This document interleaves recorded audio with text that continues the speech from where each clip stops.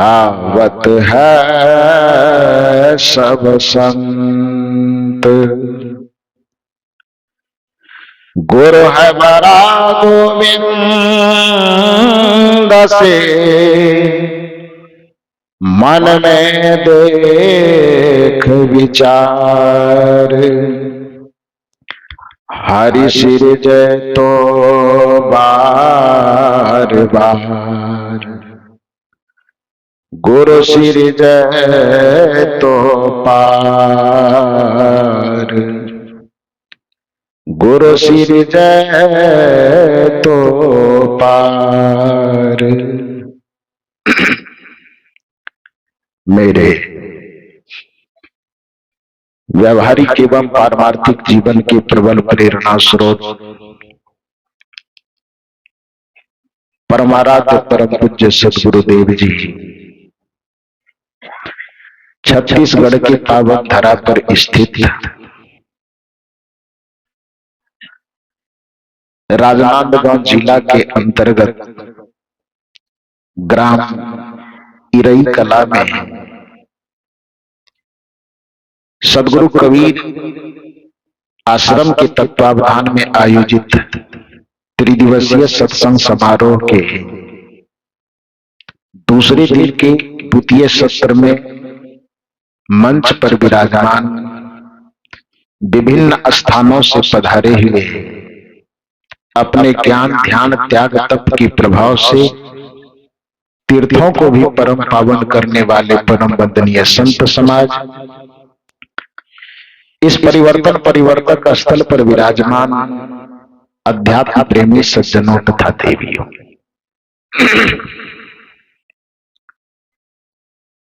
अभी हम लोग सद्गुरु कबीर की विवेक धारा से अनुप्राणित दर्शन पर कुछ चिंतन सुन रहे थे। सद्गुरु कबीर पुरुषार्थवादी संत थे। सद्गुरु कबीर का सिद्धांत कर्म के सिद्धांत पर आधारित है, लेकिन उस कर्म के सिद्धांत को समझने के लिए थोड़ा हमें संसार की स्थिति को समझना आवश्यक है। क्योंकि यह प्रकृति त्रिगुणात्मक है, रजोगुण, तमोगुण और सतोगुण, तीनों गुणों की व्याप्ति से यह शरीर भी बना हुआ है, तीनों गुणों की व्याप्ति से यह संसार भी बना हुआ है। इस प्रकार से त्रिगुणात्मक प्रकृति होने से हमारे कर्म के भी तीन रूप हैं। सद्गुरु कबीर साहब के दर्शन में कर्म ही पूजा है, इसे कहने की अपेक्षा कर्म भी पूजा है कहना ज्यादा श्रेष्ठ होता है। व्याकरण में दो शब्द है, ही और भी। ही का काम क्या है? यदि हम किसी शब्द के साथ में ही शब्द का प्रयोग करते हैं तो उसके अलावा सारे विकल्प को खत्म कर देते हैं, और जब हम भी शब्द का प्रयोग करते हैं तब क्या होता है? उसके अलावा भी और कुछ है। यदि हम केवल कर्म को ही पूजा मान लेंगे तो फिर और सब चीज गड़बड़ हो जाएगी। फिर ध्यान की, फिर साधना की, फिर सुमरन की, फिर चिंतन की कोई आवश्यकता नहीं रह जाएगी। लेकिन सुमरन का भी अपना एक महत्व है, चिंतन का भी अपना एक महत्व है, साधना का भी अपना महत्व है। इसलिए कर्म ही पूजा कहने की अपेक्षा कर्म भी पूजा है यह कहना ज्यादा उचित है। क्यों? तो इसका थोड़ा सा दार्शनिक चिंतन जब सुनेंगे तब आप स्पष्ट समझ पाएंगे। क्योंकि प्रकृति त्रिगुणात्मक होने के कारण कर्म के भी तीन रूप हैं। कौन कौन सा रूप? अकर्म, सुकर्म और विकर्म। गीता में इन तीनों कर्मों का वर्णन है, अकर्म, सुकर्म और विकर्म। अकर्म किसे कहते हैं? जो नहीं करने योग्य है।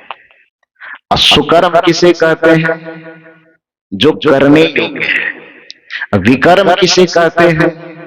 जो कर्म के जैसा प्रतीत तो होता है किंतु कर्म नहीं होता है। जैसे हम सुमिरन करते हैं, सुमिरन करना वो किसी कर्म की गिनती में नहीं आता है। ध्यान करते हैं, ध्यान करना किसी क्रिया की गिनती में नहीं आता है। जप करते हैं, जप करना किसी कर्म की गिनती में नहीं आता है। तो कर्म की गिनती में ना आवे किंतु कर्म के जैसा प्रतीत हो, ऐसे विशिष्ट कर्म को क्या कहा जाता है? विकर्म कहा जाता है। तो कर्म के तीन रूप, अकर्म, सुकर्म और विकर्म। विकर्म क्यों कहा गया उसको? क्योंकि कर्म में भी उपसर्ग का संयोग लग गया। कर्म अपने जगह पर स्थिर रहा, कर्म में जब अनिषेधात्मक उपसर्ग का संयोग हुआ तो अकर्म बन गया। अकर्म को आप कुकर्म भी कह सकते हैं, क्योंकि अ और कु ये संस्कृत साहित्य का दोनों निषेधात्मक उपसर्ग है, जो अर्थ को, किसी भी शब्द के अर्थ को पलट देता है। सु संस्कृत साहित्य का विधेयात्मक उपसर्ग है। जैसे संग में कु लग जाए तो संग का अर्थ क्या हो जाएगा? कुसंग में गलत संग। संग में सु उपसर्ग लग जाए तब क्या बनेगा? सुसंग मन अच्छा संग बनेगा। कुवास, यदि वास में कु शब्द लग जाए तो कुवास का मतलब गलत गंध, और सुवास शब्द लग जाए, वास में सु शब्द लग जाए तब सुंदर सुगंध, अच्छे सुगंध। तो कहने का मतलब है कि संस्कृत साहित्य में और कु एक निषेधात्मक उपसर्ग है। जब किसी भी शब्द के साथ जुड़ता है तो उसका अर्थ नकारात्मक कर देता है। तो इसलिए कर्म अपने जगह पर रहेगा, लेकिन कर्म शब्द के साथ जब अनिषेधात्मक उपसर्ग जुड़ जाएगा तो अकर्म मतलब नहीं करने योग्य कर्म।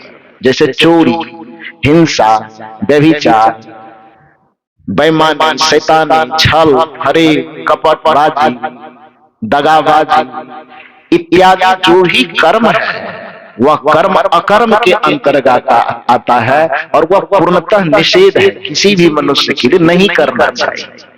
चोरी नहीं करनी चाहिए, हिंसा नहीं करनी चाहिए, व्यभिचार नहीं करना चाहिए, क्योंकि वह अकर्म के अंतर्गत आता है। अब दो चीज आता है, एक सुकर्म और दूसरा विकर्म। सुकर्म जो है वह सुकर्म पूजा नहीं होता, वह सेवा होता है। क्योंकि आप इंद्रियों के स्तर से जो अच्छा काम करते हैं वह पूजा नहीं होता, पूजा के सदृश होता है। जैसे कोई व्यक्ति, हमारा पिता किसी का कितना होता है? एक ही होता है, लेकिन पिता के समान लोग कितना होता है? उसकी कोई गिनती है? पिता होना एक अलग बात है, अब पिता के समान होना एक अलग बात है। मां होना एक अलग बात है, अब मां के समान होना एक अलग बात है। इस पूरे संसार में किसी भी मनुष्य के पिता एक ही होंगे, मां एक ही होगी, लेकिन सार्वभौमिक दृष्टि जब अपनाने के लिए कही जाती तो मातृवत परदारेषु, की दुनिया के जितनी स्त्रियों को देखो तो अपनी मां के जैसा देखो। इसमें अंतर है। मां का होना मां के जैसा होना, पिता का होना पिता के जैसा होना, दोनों में आसमान और धरती का फर्क है।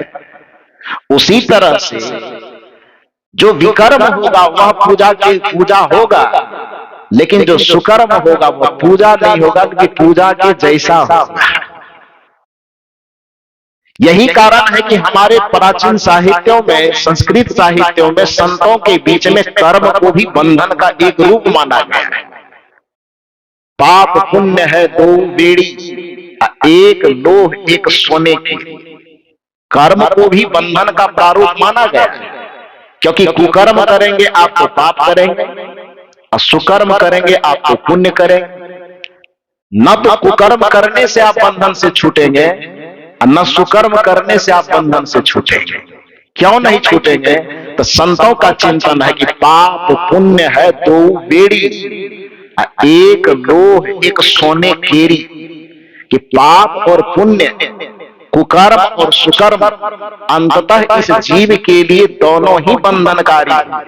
कैसे?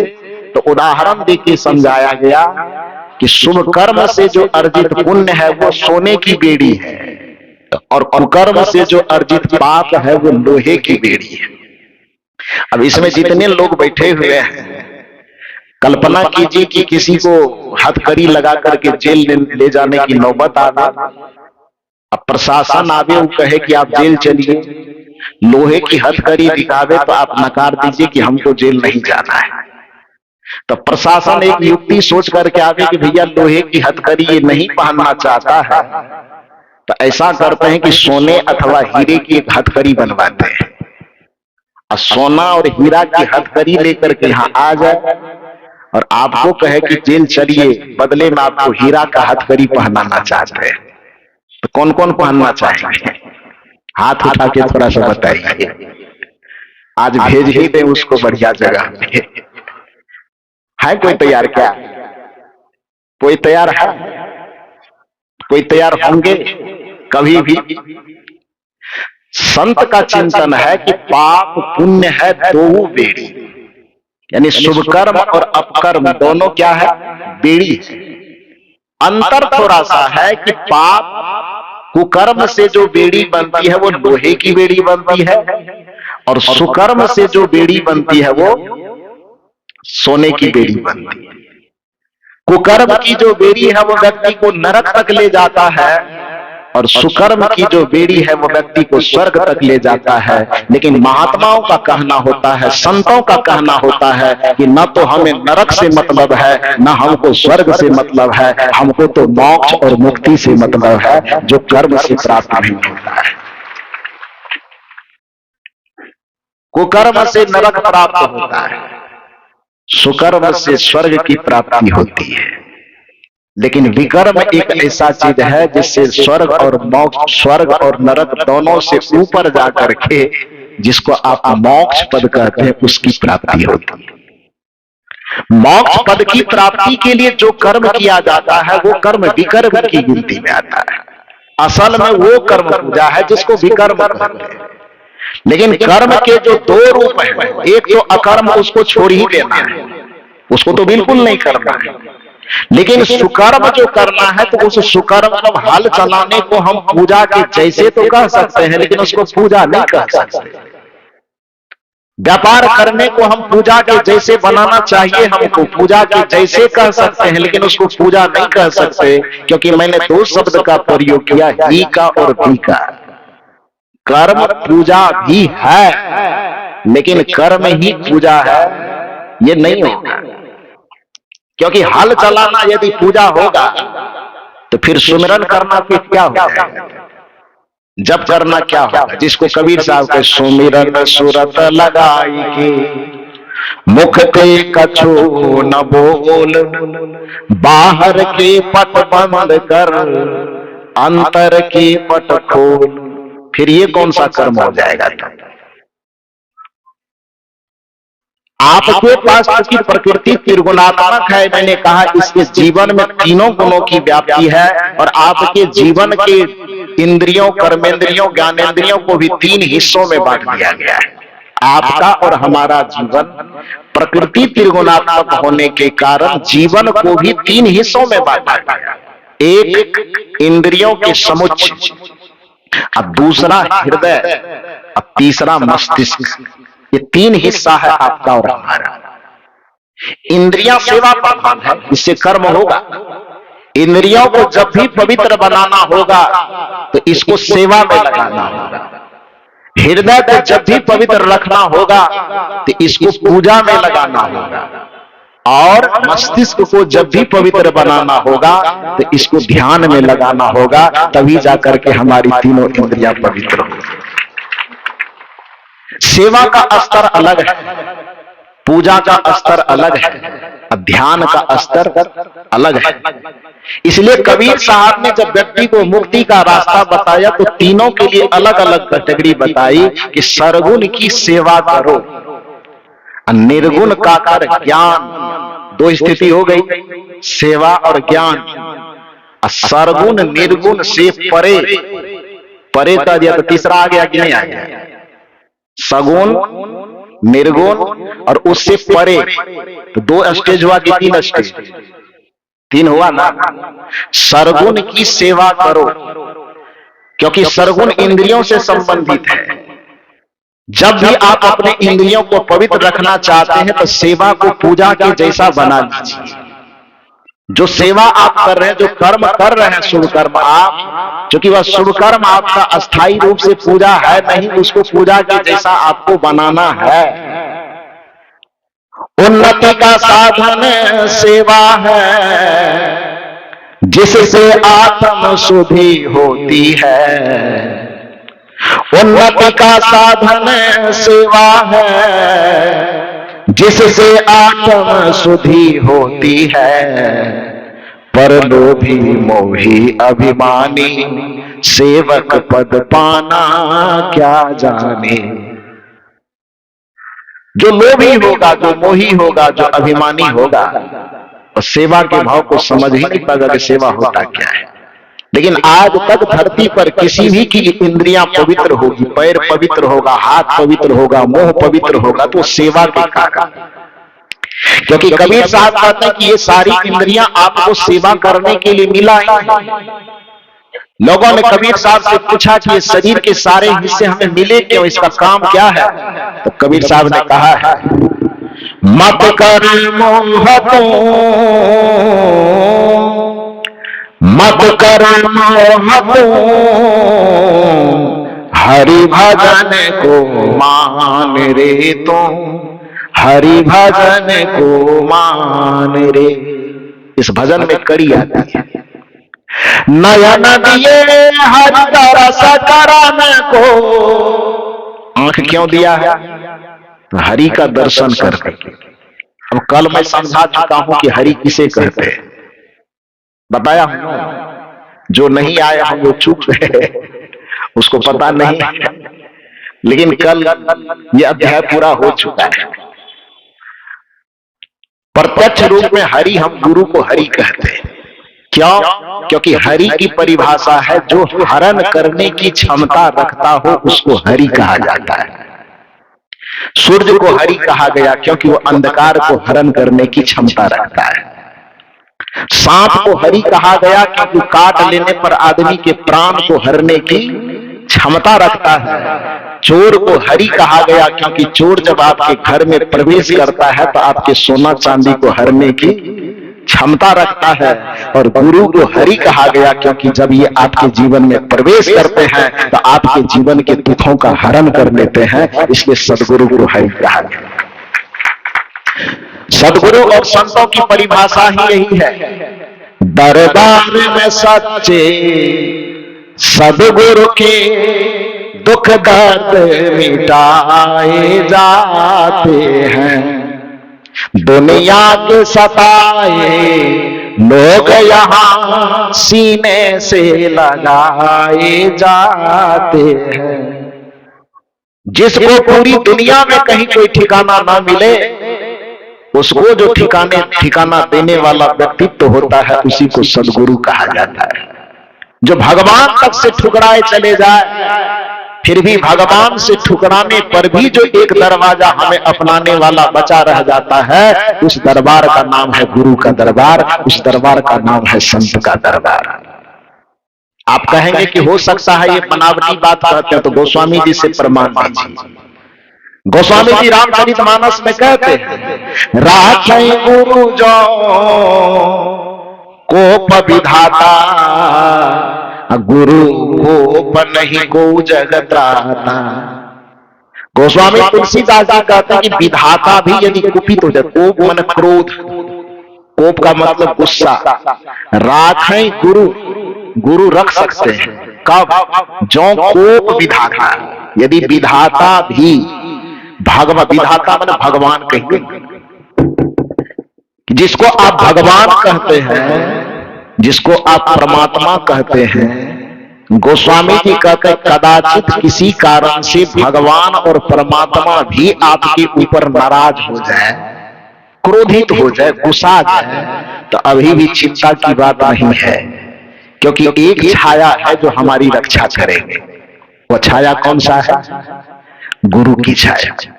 राखे गुरु जो कोप विधाता, लेकिन गुरु कोप नहीं को जगत राता।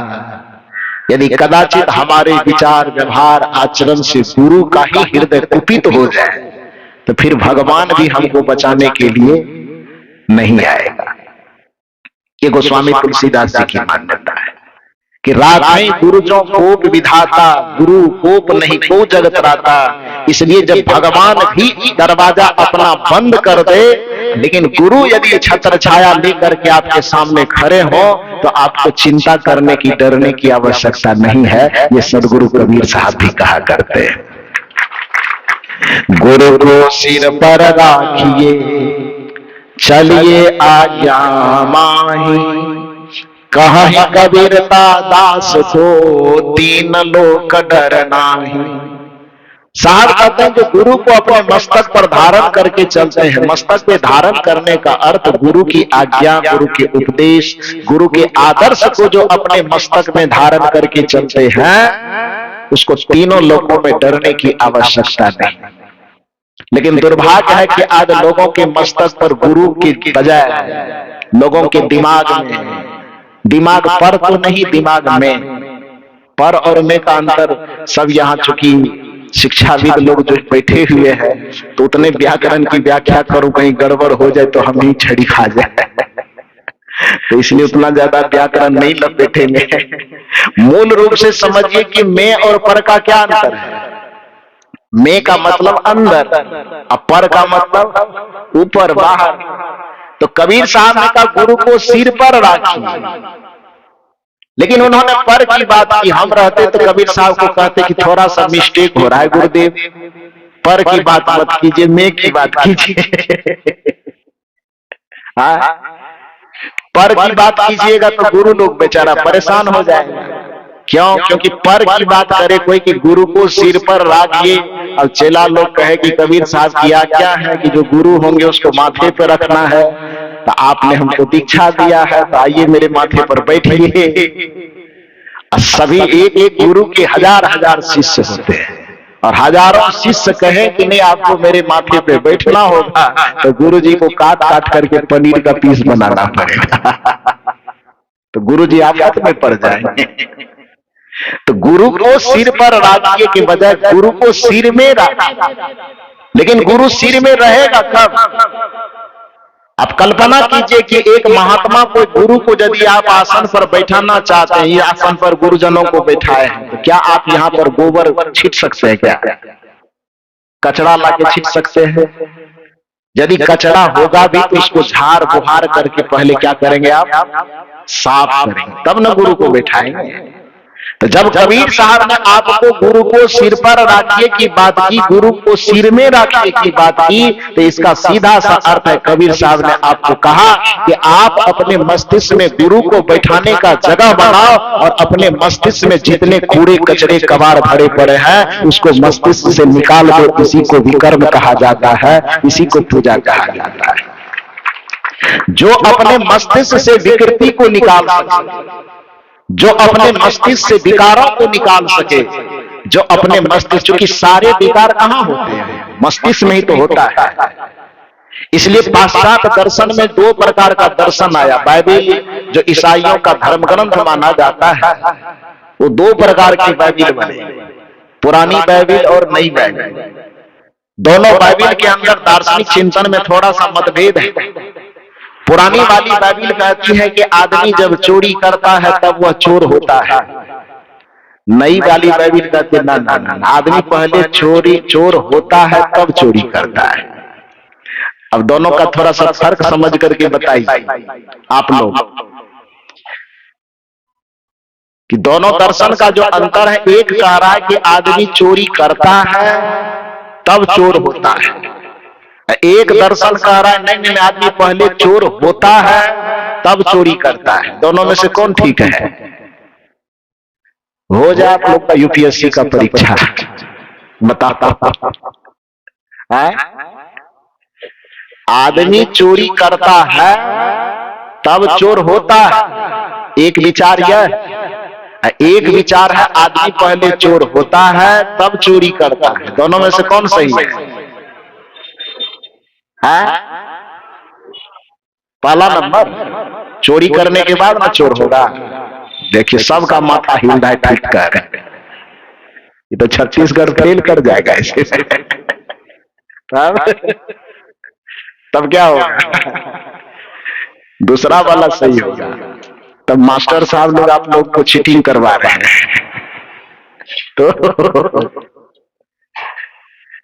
दार्शनिक चिंतन यह कहता है कि दूसरा वाला से कि आदमी पहले चोर होता है तब वह चोरी करता है, आदमी पहले व्यभिचारी होता है तब वह व्यभिचार करता है, क्योंकि होने की क्रिया शुरू कहां से होती है? विचार से। जब पहले व्यक्ति अपने मन में चोरी की परिकल्पना नहीं करेगा, चोरी की धारणा नहीं बनाएगी, योजना नहीं बनाएंगे, तब तक चोरी वाला काम उससे होगा कैसे? तो पहले विचार होगा तब न कर्म होगा। चोरी की प्लानिंग तैयार होगी दिमाग में तब न जाकर के कर्म करेगा आदमी। तो जिस समय आपके मस्तिष्क में चोरी के विचार पैदा हुए बीज के रूप में, उसी समय आप चोर हो गए। उसके बाद फिर चोर होते होते 2 दिन 4 दिन 5 दिन प्लान बनाते बनाते जब 5 दिन तक चोर बन गए, तब जाकर के एक दिन क्या कर दिए? चोरी कर दिए। तो पहले चोर हुए तब न चोरी किए। किसी का लूट करना है, व्यभिचार करना, कुछ भी कोई भी कर्म करने से पहले कर्म के विचार आपके मस्तिष्क में पनपते हैं, फिर उन विचारों के अनुरूप आपकी योजना बनती है, और योजना बनाते बनाते जब कई दिन बीत जाते हैं तब जाकर के फिर आप कर्म को करते हैं। तो पहले आप व्यभिचारी होते हैं तब व्यभिचार करते हैं, पहले आप बेईमान होते हैं तब बेईमानी करते हैं, पहले आप हिंसक होते हैं तब हिंसा करते हैं। होने की क्रिया विचार से होती है और कर्म करने की क्रिया इंद्रियों से होती है ना। तो इंद्रियों के कर्म को रोकना सुकर्म है, इंद्रियों के अकर्म को रोकना सुकर्म है। इंद्रियां हमारी अकर्म न करे, कुकर्म न करे, इसको रोक लेना सुकर्म है। लेकिन विचारों से ही वो सारी गंदगी समाप्त हो जाए, उसी को विकर्म कहा जाता है, उसी को पूजा कहा जाता है। और यह सत्संग मूल रूप से इस बात पे जोर नहीं देता है कि आपका कर्म होना पहले बंद हो। यह सत्संग इस बात पे जोर देता है कि आपके खोपड़ी में अकर्म सुकर्म कुकर्म कोई भी हो, उसका बीज ही पनपे नहीं।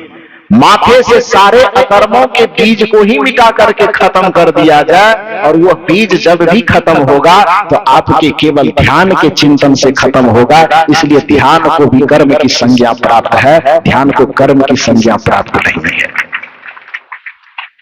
इसलिए जो सारे कर्मों को ही जला करके खाक कर दे उसको विकर्म कहा जाता है। इसलिए कबीर साहब कहते हैं कि सरगुण की सेवा करो, निर्गुण का कर ज्ञान।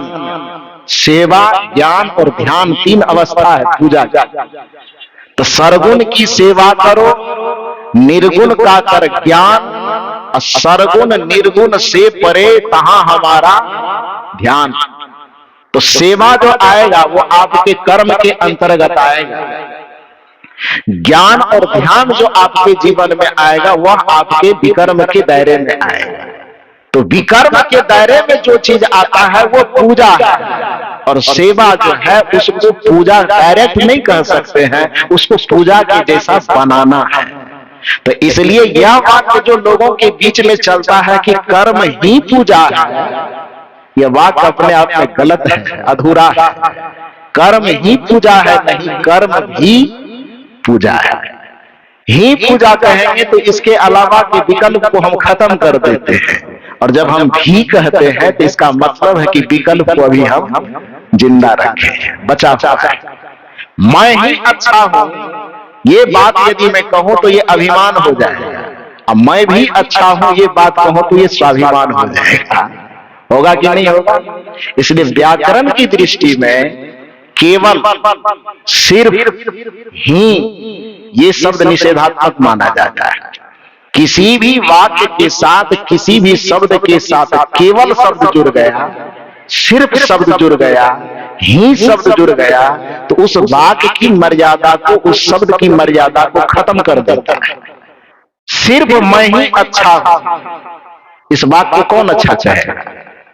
यदि कोई आदमी कहे सिर्फ मैं ही विद्वान हूं, ये बात उचित मानी जाएगी कि अनुचित मानी जाएगी?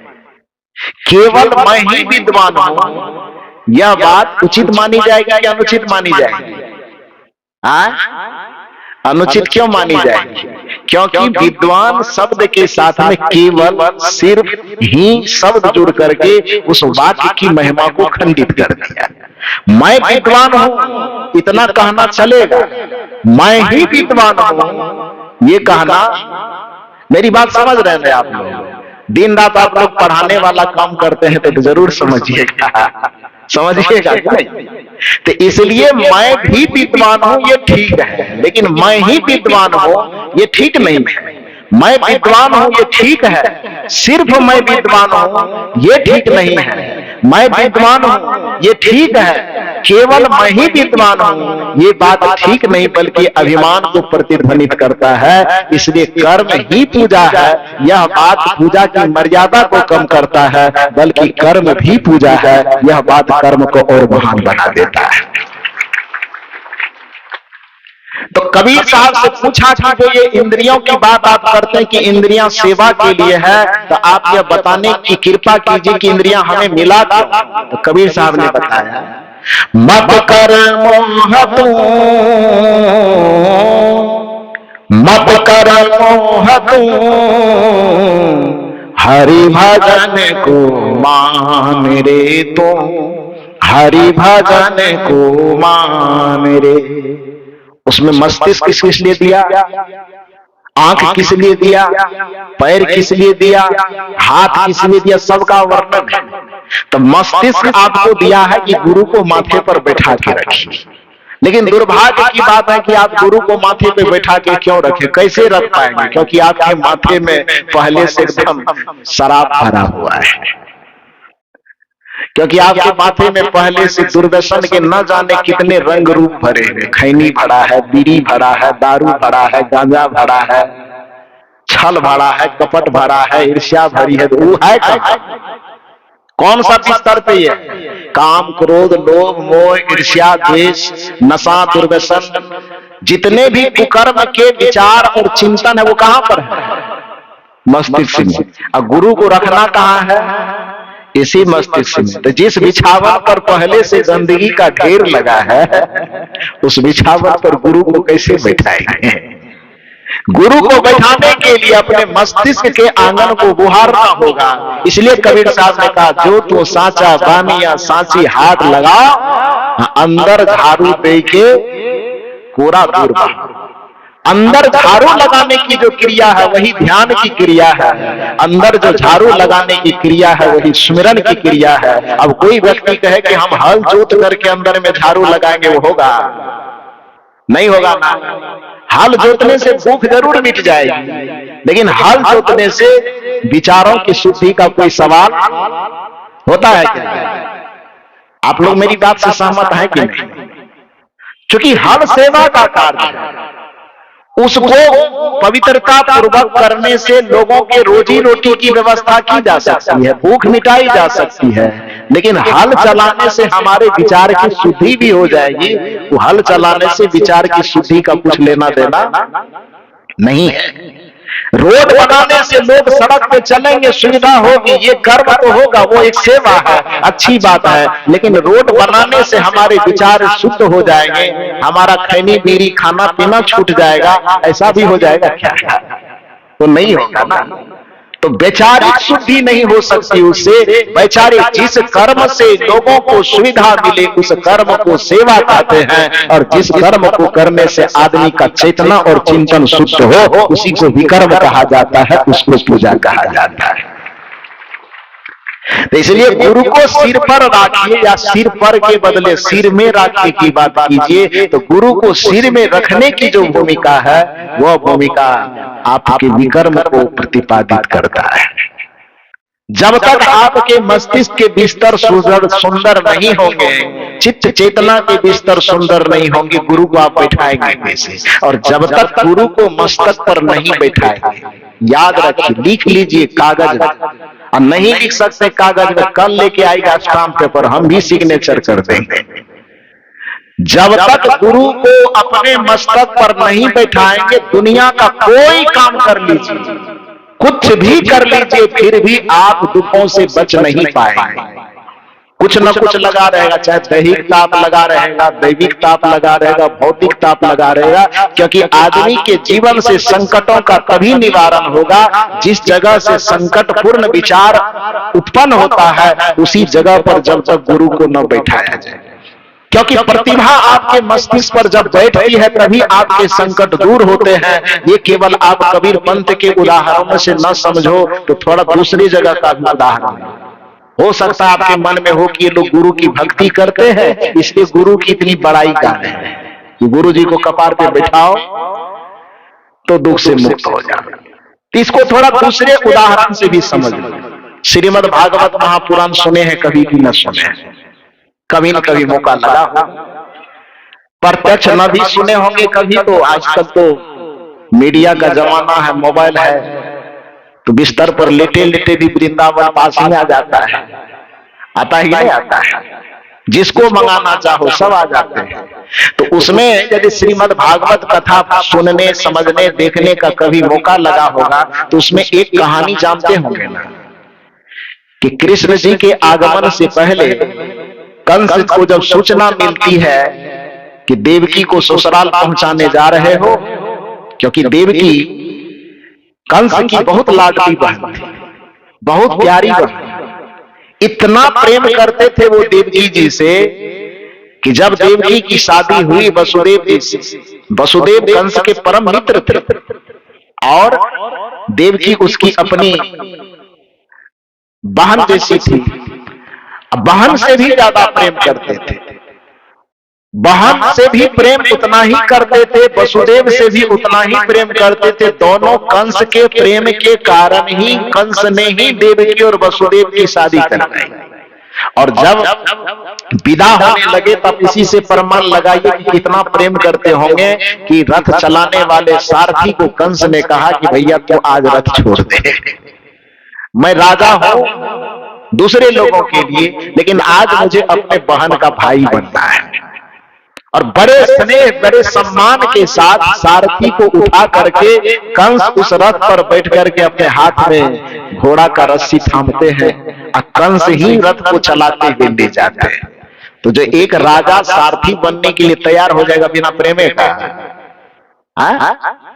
प्रेम था ना बहन के प्रति मन में, बहन के प्रति आदर था, लेकिन उतना आदर करने के बावजूद भी जब कहा जाता है, कथा यह कहती है जब आकाशवाणी होती है, अरे मूर्ख, जिसको तो इतना धूमधाम से विदा कर रहे हो, उसी के गर्भ से जो 8वां बच्चा पैदा होगा वो तुम्हारी मृत्यु का कारण बनेगा। बस वहां से घटना क्या घटती है, जिसको खुशी खुशी विदा करने के लिए ले जा रहे थे वो तो तलवार लेके तत्काल उसका गर्दन ही काटने वाले थे, वो गर्दन ही काट देते। लेकिन वसुदेव जी पैर पकड़े कि खतरा आपको देवकी से नहीं है, खतरा आपको देवकी के बच्चे से है, आकाशवाणी के अनुसार। तो इसको क्यों मार रहे हैं? इसको कम से कम छोड़ दीजिए, बच्चे से खतरा है तो मैं शपथ लेता हूं कि जितने बच्चे होंगे वो सारे बच्चे आपके पास पहुंचा दिया जाएगा, आप उसको ही खत्म कर दीजिए, देवकी को कुछ मत कहिए। तो चूंकि पहले से तो दिल में था ही उसके प्रति श्रद्धा, और वसुदेव जी जैसा कहे तो मान भी गए और कारागार में बंद कर दिया। जाने का मौका लगा है किसी को? मथुरा गए हैं इसमें से कोई? इसमें से कोई गया है? आप गए हैं? आप भी गए हैं? हाँ, मथुरा गए हैं तो देखे हैं हथकड़ी कितना मोटा है, देखे हैं? मैं आश्चर्यचकित हो गया जब ऊपर चढ़ा मंदिर पर, तो सोचिए कंस कितना अत्याचारी होगा। वो जिस जेल में उनको रखा गया था, जो है अब हकीकत है कि क्या है मैं नहीं पता मुझे, लेकिन अभी जो माना जाता है कि जिस जेल के अंदर उनको रखा गया था, अपने छत के ऊपर जब चढ़ के देखा ना, तो उसके दीवार की चौड़ाई इतनी है कि उस दीवार पर आप स्कॉर्पियो को राउंड करवा सकते हैं। समझ रहे हैं? दीवार की जो मोटाई कहते हैं उसको क्या कहते हैं? चौड़ाई कहिए, मोटाई कहिए, तो उस पर आप स्कॉर्पियो को राउंडिंग करवा सकते हैं, हो जाएगा। कि उसकी जो हथकड़ी है, मैंने कोशिश किया कि एक बार उठा के देखता हूं उठता है कि नहीं। सारी ताकत लगाने के बाद बजरंगबली का नाम भी लिए, फिर भी नहीं उठा। हम मेरी ताकत से नहीं, एक बार बोलिए बजरंगबली की जय, उठाए नहीं उठा। हमके कैसा आदमी रहा होगा कंस, बताओ तो। ये बेड़ी को वसुदेव जी के पैर में जो बांधे होंगे, वसुदेव खींचते कैसे होंगे इसको?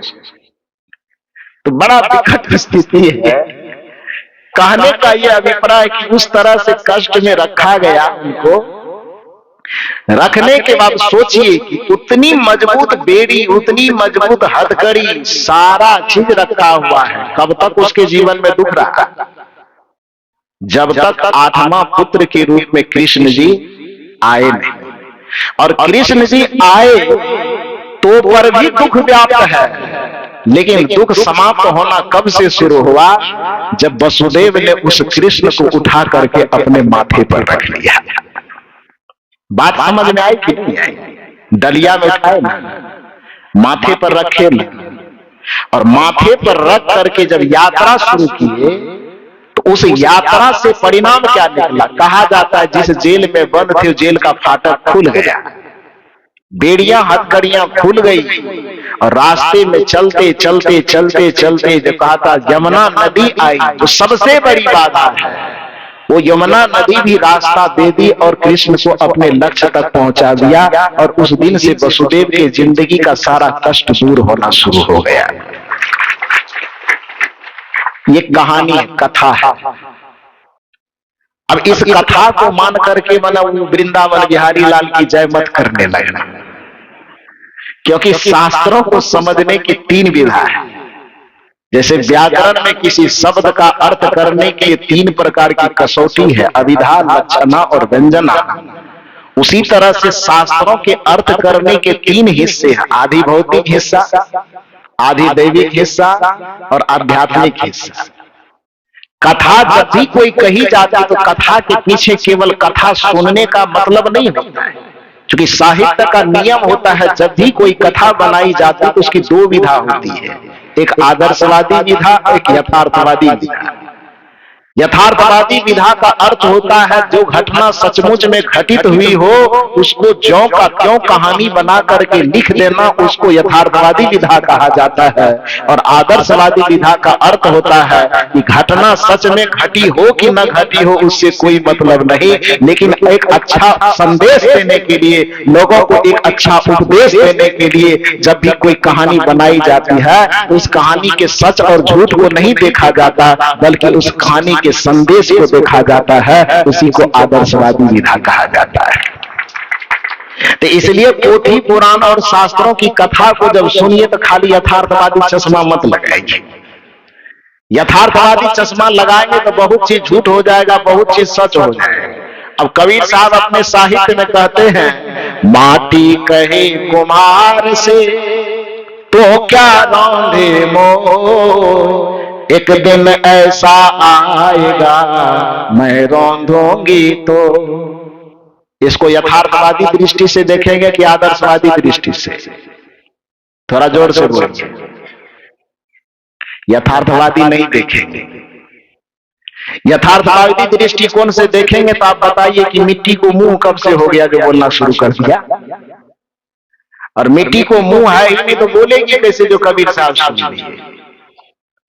वास्तविकता यह नहीं है कि मिट्टी बोल सकती है, और वास्तविकता यह भी नहीं है कि मिट्टी की बात को कबीर साहब सुन सकते हैं। यथार्थ यह नहीं है, यह एक आदर्श है कि मिट्टी ना बोल रही है, फिर भी मिट्टी के मुख से बुलवाया जा रहा है, एक संदेश बुलवाया जा रहा है। तो मिट्टी बोल नहीं सकती, किंतु उस मिट्टी के मुख से संदेश को निकाला जा सकता है। मिट्टी के स्वर को कोई सुन नहीं सकता, फिर भी उसको सुन करके एक दुनिया को संदेश दिया जा रहा है कि माटी कहे कुम्हारों से तू क्या रौंदे मोह, एक दिन ऐसा आएगा मैं रौंदूंगी तो। अर्थात दुनिया को इस संदेश दिया जा रहा है कि किसी कमजोर को सताओ नहीं, वरना मिट्टी को सताने वाला जैसे मिट्टी के अंदर दफन हो जाता है, यदि तुम कमजोरों को सताओगे तो एक दिन कमजोर भी तुमको दफन कर सकता है। यह संदेश सदगुरु कबीर साहब का है। लाचार लोगों को मत सताओ, जो विवश है उसको सताओ मत। निर्बल को न सताइए वाकी मोटी हाय, बिना जीव के श्वास से लोह भस्म हो जाए। ये कबीर साहब कहते हैं निर्बलों को मत सताओ। निर्बलों को सताओगे तो संकेत देखो, जो मिट्टी मुख है, जो बोल नहीं सकती, उस निर्बल को यदि कोई पैर से रौंदना चाहता है तो कभी न कभी मौका पा करके वह मिट्टी भी रौंदने वाले को दफन करके रौंद देता है। तो यह संदेश है सकारात्मक संदेश। इसलिए यथार्थवादी दृष्टिकोण से मिट्टी न तो बोल सकती है, न मिट्टी की बोली बात को कोई सुन सकता है। बात समझ में आई कि नहीं आई? तो उसी तरह से जब ये कहानी कही जाए कथाओं में, तो कथाओं की कहानी सुन करके खाली वृंदावन बिहारी लाल की नहीं करना है। तब क्या करना है? थोड़ा दिमाग लगा करके सोचना है कि कहना क्या है। कहना यही चाहते हैं कि जो सदगुरु कबीर साहब ने कहा कि गुरु को सिर पर रखिए, तो गुरु का मतलब कोई व्यक्ति नहीं होता है, गुरु का मतलब प्रतिभा होता है, गुरु का मतलब चेतना होता है, गुरु का मतलब ज्ञान होता है। जो सदगुरु कबीर साहब ने आपको अपने मस्तिष्क पर एक परम चेतना को, एक ज्ञान चेतना को रखने की बात की, वसुदेव ने भी अपने माथे पर कृष्ण की एक चेतना को अपने माथे पर जब रखा तो उसके जीवन से दुखों का नाश हो गया, उसके जीवन से कष्टों का संहार हो गया। कहने का अभिप्राय यह है कि जब आपके मस्तिष्क पर कोई ज्ञान की चेतना, कोई प्रतिभा की चेतना सवार होती है, तब आपके जीवन से दुखों का अंत होना शुरू हो जाता है। इसलिए वसुदेव ने कृष्ण को गुरु के रूप में वर्ण किया, माथे पर रखा। आपको कृष्ण को अपने माथे पे रखने की आवश्यकता नहीं। आप जिनसे दीक्षा लिए हैं, जो आपका इष्ट है, अपने इष्ट को अपने माथे पे रखिए। भले ही आप राम को इष्ट मानते हैं तो राम को ही रखिए, भले आप शिव को इष्ट मानते हैं तो अपने माथे पे शिव के आदर्श को रखिए, भले ही आप कबीर साहब को अपना इष्ट मानते हैं तो कबीर साहब के आदर्श को अपने माथे पर रखिए। भावार्थ यह है कि जिसे आप अपना इष्ट और आदर्श मानते हैं, उसके ज्ञान चेतना को अपने मस्तक पर धारण कीजिए, तो आपके जीवन के सारे दुख का अंत होना शुरू हो जाएगा। गुरु को सिर पर राखिए, चलिए आज्ञा माए, कहानी कबीरता दास को तीन लोक डरना। तो इसलिए मस्तिष्क आपको मिला था गुरु को धारण करने के लिए, लेकिन आपने धारण क्या किया? शिखर के पुड़िया इसमें रखे, इसी में ना है। अरे इसमें है तब न मुंह में जाता है।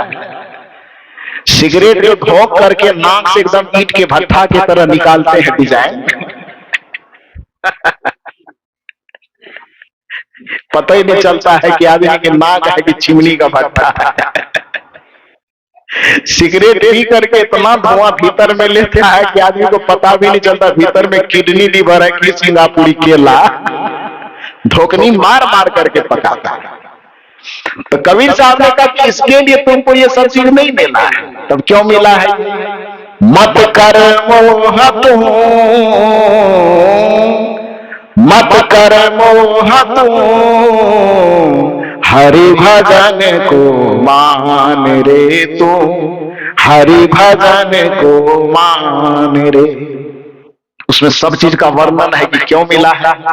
नयन दिए हरि का रस कराने को, हरि का दर्शन करने के लिए नयन मिला। लेकिन कौन कौन आदमी ईमानदारी से हरि दर्शन करता है? गुरु का दर्शन ईमानदारी से कौन कौन करता है? 100 में यदि 1% आदमी भी गुरु के दर्शन स्वाभाविक रूप से करते हो, यदि ऐसा हो जाता तो इरई कला में इतने आदमी है क्या? और भी सब इरई कला वाला तो है नहीं। 30, 40, 50 किलोमीटर दूर दूर से लोग आए। हाँ, सही कह रहा हूं कि गलत कह रहा हूं? सही कह रहा हूं। आधा से ज्यादा बाहर के हमारे कुमार साहब बता रहे हैं। हाँ, तो आप ये मत सोचिए कि मैं बिहार से आया तो मैं कुछ नहीं जानता। मेरे अगल बगल में सब काम सब लगे हुए हैं। ये सौभाग्यशाली होनी मेरा सौभाग्य है कि मेरे दाएं भी महात्मा बैठे हैं, मेरे बाएं भी महात्मा बैठे हैं, और बीच में मैं खेल रहा हूं। दोनों तरफ से मेरे हाथ को पकड़े हैं, क्योंकि नीति यह कहती है कि जिसका हाथ महात्मा पकड़ लेते हैं उसके हाथ को परमात्मा कभी नहीं छोड़ता है। जिसके हाथ को महात्मा पकड़ लेते हैं उसकी हस्ती सदैव जिंदा रहती है, और जिसकी हस्ती जिंदा रहती है उसी की मस्ती जिंदा रहती है। जिसकी हस्ती जिंदा है उसी की मस्ती जिंदा है, और जिसकी मस्ती जिंदा है उसी व्यक्ति की मुक्ति भी जिंदा है। इसलिए जो व्यक्ति मुक्त होना चाहता है उसको सदैव मस्त रहने का प्रयास करना चाहिए। हमारे परम पूज्य सदगुरु श्री ज्ञान साहब जी शायरी कहा करते थे बराबर, जिंदगी में जिंदगी का, बोल दीजिए ना, बहुत सुने हैं आप लोग। 42 साल से सुन रहे तो भी हम ही से बोलवाइएगा, बोलिए जरा बढ़िया से। जिंदगी में जिंदगी का राज पाना चाहिए, अब मन और इंद्रियों को याद नहीं है। बड़ा गड़बड़ विद्यार्थी है आप लोग जी। 41 साल से पढ़ने के बावजूद भी भूल गए हैं तो कैसे काम चलेगा? होमवर्क लेके जाइए, कल याद करके आइएगा, कल फिर पूछूंगा। होमवर्क ठीक नहीं हुआ तो आप लोग जितना विद्यार्थी को सजा दिए हैं तो एक दिन आप लोगों से बदला ले लेंगे। तो जिंदगी में जिंदगी का राज पाना चाहिए, मन और इंद्रियों को सबस रखना चाहिए, और अपने को जान करके मस्त रहना चाहिए। क्योंकि जो व्यक्ति मस्त रह सकता है वही व्यक्ति मुक्ति का मार्ग तय कर सकता है। खिलखिलाइए, मुस्कुराइए, यही जिंदगी का सार है। जो जिंदगी में मुस्कुरा नहीं सकता उसको मनुष्य कहलाने का कोई अधिकार नहीं है, क्योंकि इस धरती पर मनुष्य ही एक ऐसा प्राणी है जिसको मुस्कुराने का वरदान मिला है। वरना गधा को कितना भी खुशी मिल जाए, केवल हिया करके बंद हो जाएगा, मुस्कुरा नहीं सकता है। तो इसलिए यदि हम मनुष्य का शरीर लेकर के आए हैं तो और कुछ हमसे छीना जाए, छीन जाने तो कोई चिंता की बात नहीं है, लेकिन अपने चेहरे की मुस्कुराहट नहीं जाने देना। चेहरे की मुस्कुराहट को किसी को छीनने मत देना। मैं बिहार राज्य के एक समस्तीपुर जिला पड़ता है। समस्तीपुर जिला में मेरा कार्यक्रम था। एक डॉक्टर साहब आए और उन्होंने कहा, गुरुजी बगल में मेरा क्लिनिक है, कल ही उद्घाटन हुआ है, आपका कार्यक्रम था इसीलिए आपको बुला नहीं पाए, आज मैं आया हूं, आप चल करके थोड़ा सा क्लिनिक में मेरे मेन कुर्सी पर बैठ जाइए। मैंने कहा कुर्सी पर बैठूंगा, लेकिन शर्त है दिन भर जितना फीस ली हो सब मुझे दे देना। उन्होंने वैसे तिरछी नजर करके हमको देखे। मैंने कहा दिन भर का ही मांग रहा। ठीक है, भाव है। उन्होंने कहा सब आपका ही है। तो गए, वहां जाने के बाद बैठे, कुछ जो एक रिबन वगैरह टांगा था थोड़ा उद्घाटन कर दिए। उसके बाद वहां से जब निकलने लगे तो देखा कि उसके चैम्बर पे एक बहुत सुंदर वाक्य लिखा हुआ। तो हार्ट स्पेशलिस्ट था, हार्ट का इलाज करने वाले। तो अपने गेट पर उन्होंने लिख रखा था कि इस दरवाजे पर पैसे देकर के उस व्यक्ति को अपना दिल खोलवाने के लिए आना पड़ता है जो व्यक्ति अपने मित्रों और परिजनों के बीच में बैठ करके दिल खोल करके हंसता नहीं है। बात कुछ समझ में आई कि नहीं? कि जो पति पत्नी भाई मित्र बंधु अपने परिवार के बीच में बैठकर दिल खोल करके नहीं हंसता है, उसी व्यक्ति को लाखों रुपए दे करके यहां मेरे पास अपना दिल खुलवाने के लिए आना पड़ता है। तो जो डॉक्टरों के पास दिल खोलवाने के लिए नहीं जाना चाहते हो, उसको मौका निकाल निकाल करके खूब हंसना चाहिए। और कुछ लोग मुझे कहते हैं कि सत्संग में आप गंभीर होकर सत्संग क्यों नहीं करते? मैंने कहा मेरे माथे पे 50 किलो का पत्थर नहीं रखा हो, कोई बोझ नहीं है। बोझ किसी को रहे तब तो दब दब करके चरमर चरमर करते रहे। अरे सूर्य के सामने गुलाब आ जाने पर यदि गुलाब खिले नहीं तो संदेह है, या तो गुलाब नकली होगा या तो सूर्य नकली होगा। यदि सूर्य भी असली है और गुलाब भी असली है, तो सूर्य के सम्मुख होने पर गुलाब को खिलने से कोई नहीं रोक सकता। उसी तरह से गुरु का ज्ञान भी असली हो और शिष्य का हृदय भी श्रद्धा से भरा हुआ हो, तो भक्त को खिलखिलाने से कोई नहीं रोक सकता, उसको मुस्कुराने से कोई नहीं रोक सकता। इसलिए खिलखिलाइए, मुस्कुराइए, खूब गुनगुनाइए।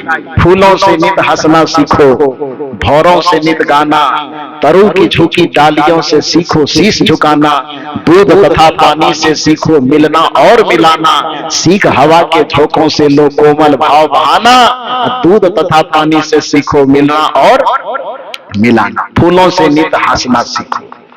फूल आपके सामने में है, ये बता रहा है कि आप हंसो, गुनगुनाओ, खिलखिलाओ, मुस्कुराओ, क्योंकि यही आपके जीवन का वरदान है।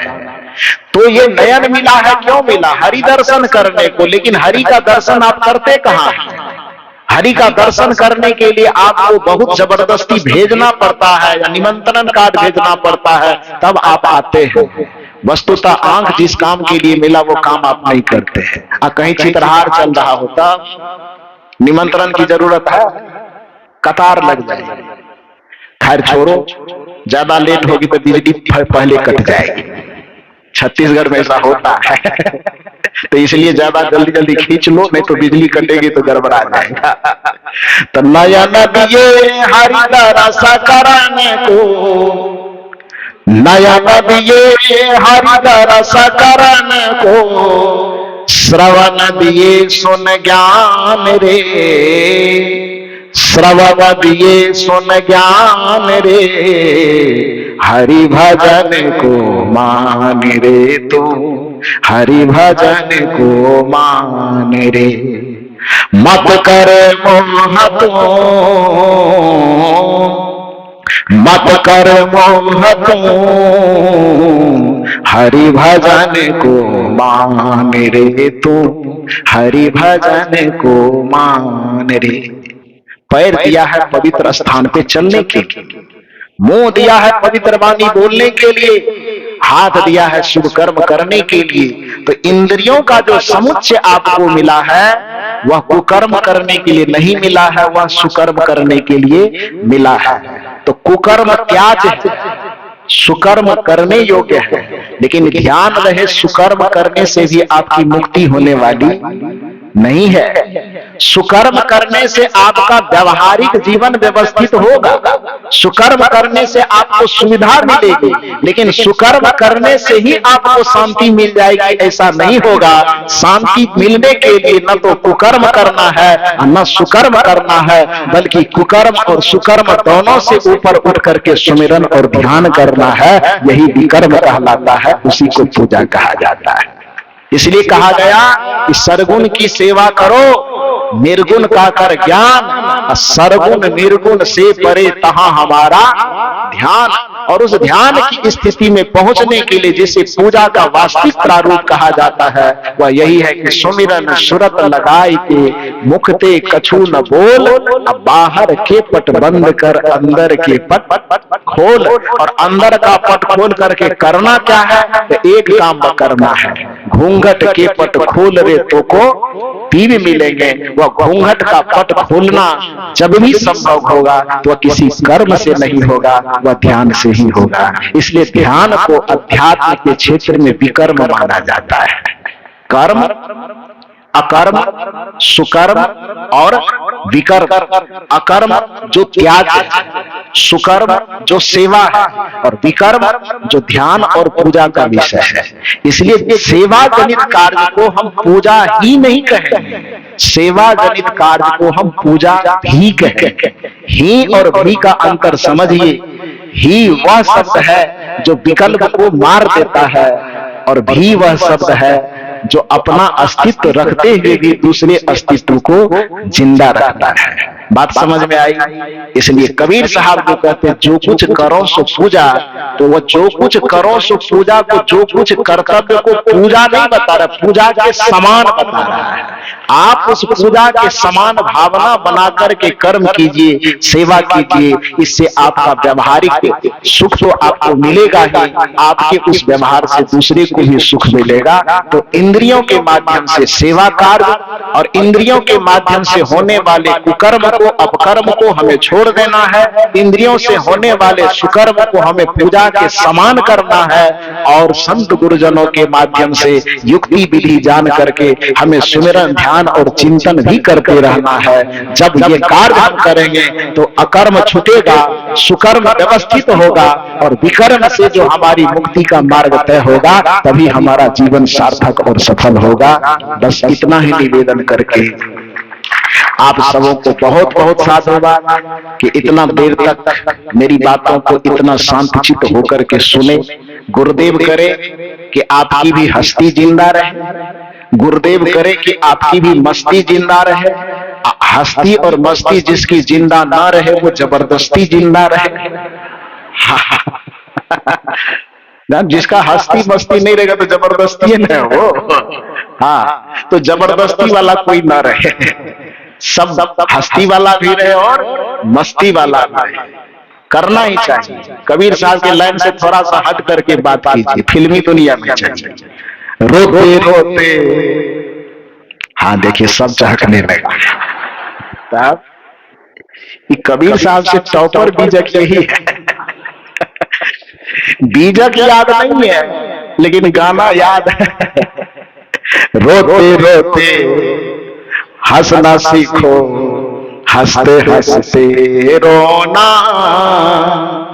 लेकिन गाना भी याद करो तो गाना में भी बीजक का पॉइंट ही घुसेगा, क्योंकि जो बीजक कह रहा है कि बहुत दुख दुख की खानी तब बची हो जब राम ही जानी, तो फिल्म का गाना ही क्यों न सुनो, अध्यात्म का सार वहां भी बैठा हुआ है। रोते रोते हंसना सीखो, हंसते हंसते रोना। बीजक कैसे प्रवेश किया हुआ है? तो जितनी चाबी भरी दुकान में, क्या बोले? जितनी चाबी भरी मकान में, इधर से मकान बोल रहा है क्या? तब क्या बोल रहे हैं? जितनी चाबी भरी मकान में, ना गड़बड़ हो गया दुकान में। तब क्या? राम दुनिया की चीज है कि राम अध्यात्म की चीज है? लोगों को लगता है कि दुनिया की चाबी भर के दुकान, मकान, रुपया, पैसा, सोना चांदी की चाबी भरवा करके हम मस्ती खरीद लेंगे। वो होगा? गुरु के पास आना पड़ेगा। जितनी चाबी भरी राम ने उतना चले खिलौना। आगे आप गाइए ना, हम अकेले गाएंगे कर्जा खाए आपका। गाइए। जितनी चाबी भरी राम ने उतना चले। इतना कमजोर से क्यों गा रहे हैं? गड़बड़ लग रहा है। कमजोर से गाएंगे तो रात भर ऐसे इतने पॉइंट पर अटके रह जाएंगे, एक ही पंक्ति को रात भर दोहराएंगे, तो रात भर आपको बैठना न पड़े, इसलिए जोर से दोहराएंगे। जितनी चाबी भरी राम ने उतना चले